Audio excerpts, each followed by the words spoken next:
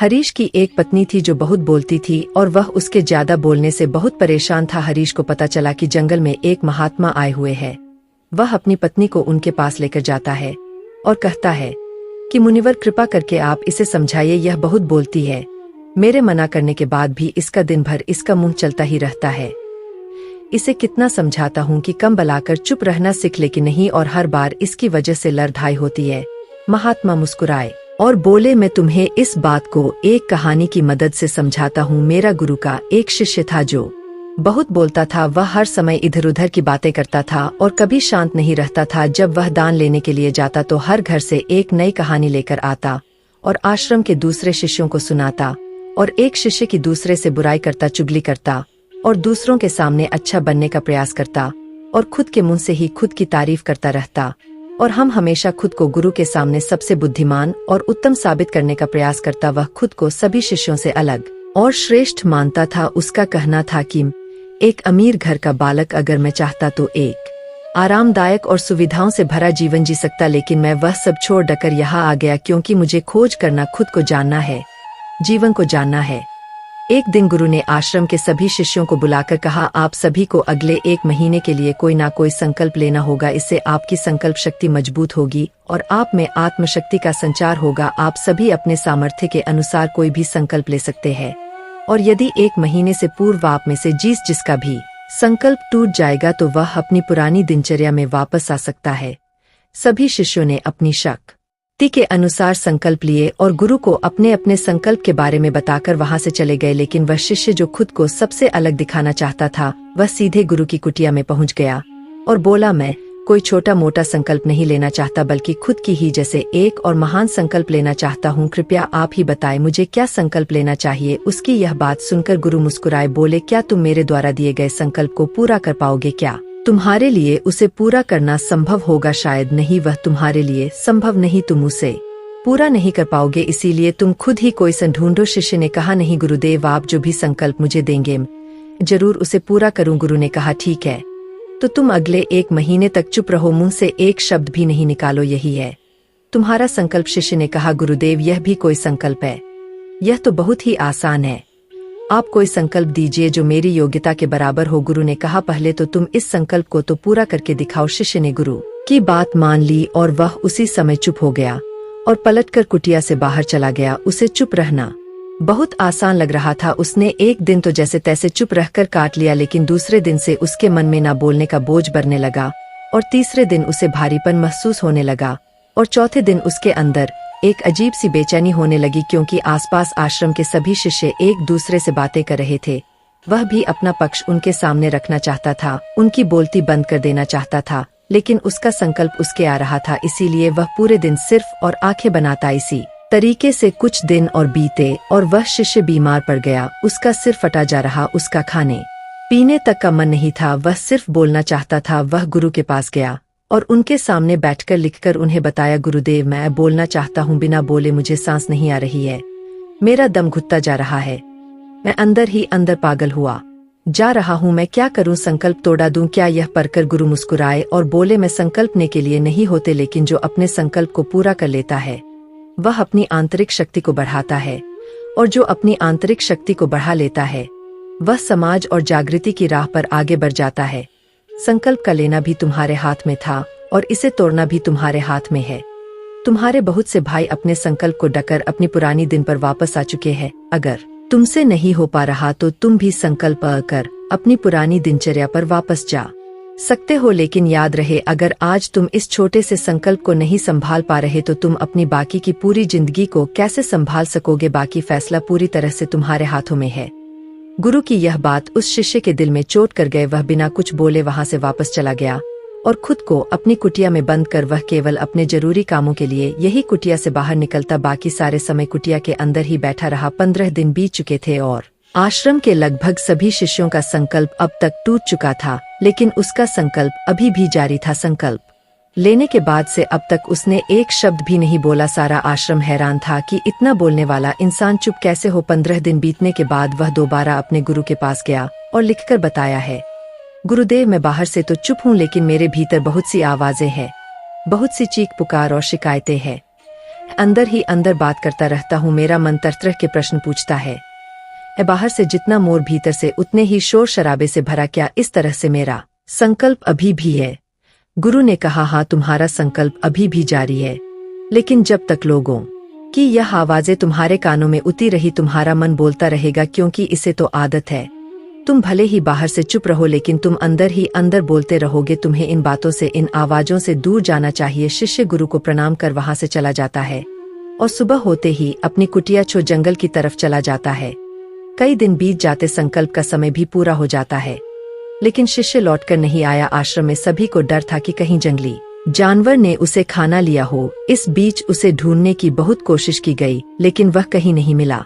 गुरु भाइयों ने मान लिया था कि जंगली जानवर ने उसे मार दिया होगा। गुरु ने कहा, हो सकता है कि जानवरों ने उसे अपना शिकार बना लिया हो, लेकिन हो सकती है शायद उसे वह मिल गया है जिसके लिए वह गया था। फिर शिष्य ने पूछा, गुरुदेव, क्या ज्यादा बोलना इतना हानिकारक होता है? गुरु ने बोला, कहा, इंसान के जीवन के बहुत सारे दुखों में से एक दुख यह भी है कि वह कभी चुप नहीं रह सकता, हमेशा कुछ ना कुछ बोलता ही रहता है। सिर्फ हमारे बोलने के कारण हमारे आधे से ज्यादा दुख पैदा होते हैं। हम में से कोई भी चुप नहीं रहना चाहता, हम बस सामने वाले को सुना देना चाहते हैं। जो भी हमारे मन में है सब निकालकर उसके मन में बैठा देना चाहते हैं। उसे समझा देना चाहते हैं कि देख, तू गलत है और मैं सही। इस तरीके से सुनने और सुनाने का यह काम जिंदगी भर चलता रहता है, लेकिन इस नासमझी में हम अपना समय, अपना जीवन, अपनी समझ और सबसे महत्वपूर्ण अवकीमती पल जो जिए जा सकते हैं, जिनको अनुभव किया जा सकता है, जिनमें आनंद को प्राप्त किया जा सकता है, यह सब खो देते हैं। लेकिन इसके बदले हमें मिलता क्या है? कुछ नहीं, सब व्यर्थ और बर्बाद हो जाता है। शिष्य ने पूछा, तो फिर इसका समाधान क्या है? गुरु ने कहा, पूरी जागरूकता के साथ अपने विचारों को देखना, यही एकमात्र तरीका है। सारी मानसिक समस्याओं का वर्तमान में रहकर चिंतन करना, पूरी जागरूकता के साथ अपना काम करना जिंदगी में चमत्कारिक बदलाव ला देता है। उसके बाद वह शिष्य गुरु से अपने प्रश्नों का उत्तर पाकर उनको प्रणाम करके वहां से चला गया। उस शिष्य को आश्रम छोड़ ढक गए। 3 महीने का समय बीत चुका था, लेकिन उसकी कोई खबर नहीं। अब तक तो सभी गुरु भाइयों ने भी उसके वापस लौटने की उम्मीद छोड़ी, लेकिन एक दिन वह आश्रम लौट आता है। लेकिन अब वह नहीं था जो यहाँ से गया था, वह कुछ और ही बनकर वापस आया था। उसके अंदर एक गजब का बदलाव महसूस किया जा सकता था। उसके चेहरे पर एक गजब का ठहराव और आंखों में बड़ी शांति थी। आश्रम में आते ही सभी गुरु भाइयों ने उसे चारों तरफ से घेर लिया और बातें करने लग गए। वह भी अपने गुरु भाइयों से बातें करने लगा। उससे बात करने वाले सभी ने यह अनुभव किया कि अब वह पहले जैसा उतावला और बातूनी नहीं रह गया था। उसके मुंह से एक एक शब्द बहुत ही सुलझे हुए और मधुरता के साथ निकल रहे थे। थोड़ी देर तक गुरु भाइयों से बात करने के बाद वह सीधा गुरु की तरफ चला, रन छुए और कहा, गुरुदेव, क्या मैं अब भी मौन हूँ? क्या अब भी मेरा संकल्प जारी है?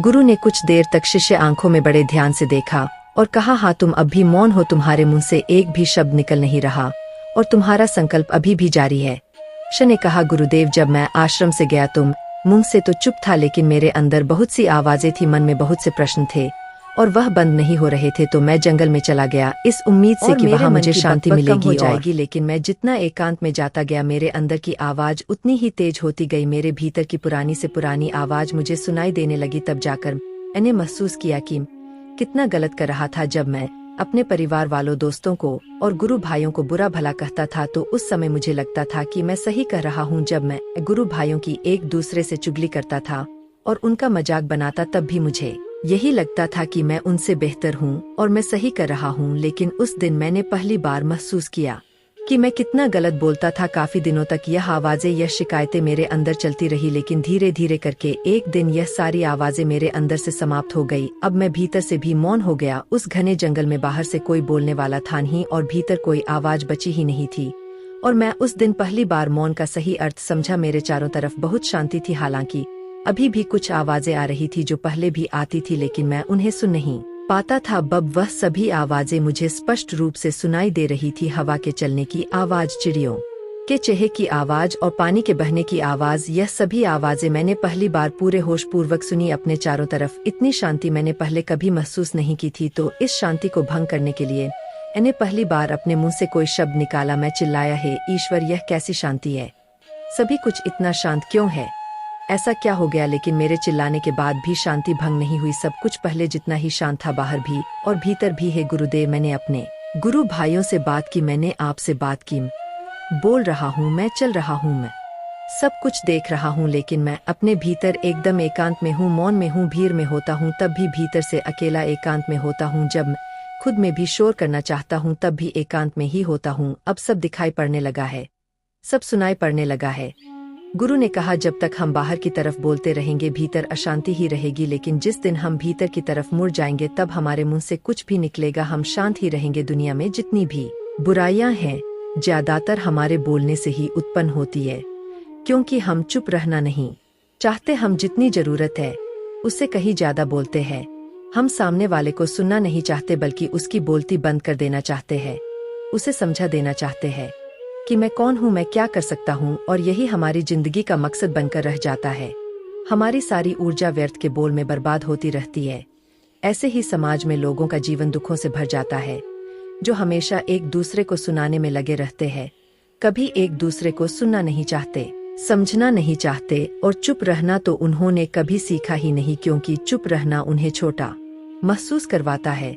दुनिया की सभी लड़ाइयाँ का कारण हमारा बोलना ही है, इसलिए हमें सिर्फ उतना ही बोलना चाहिए जितना जरूरी हो, क्योंकि व्यर्थ का बोलना ऊर्जा को नष्ट करना है, और यह बोलना ही हमें कभी अपने भीतर की ओर लौटने नहीं देता, क्योंकि यह हमें बाहर की ओर खींच कर रखता है।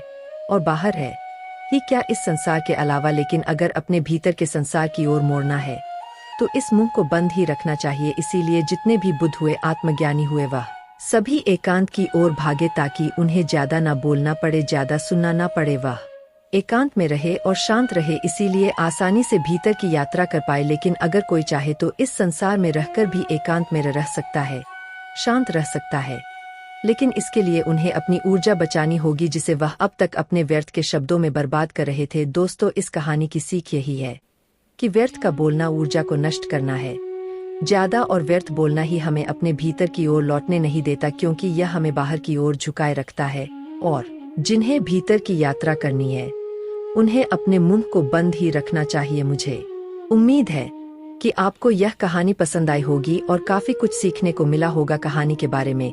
अपने विचार आप हमें नीचे कमेंट बॉक्स में कमेंट करके बता सकते हैं। बाकी अगर यह कहानी आपको अच्छी लगी हो तो इस वीडियो को लाइक करें, और ऐसी और कहानी सुनने के लिए चैनल को सब्सक्राइब करें। धन्यवाद।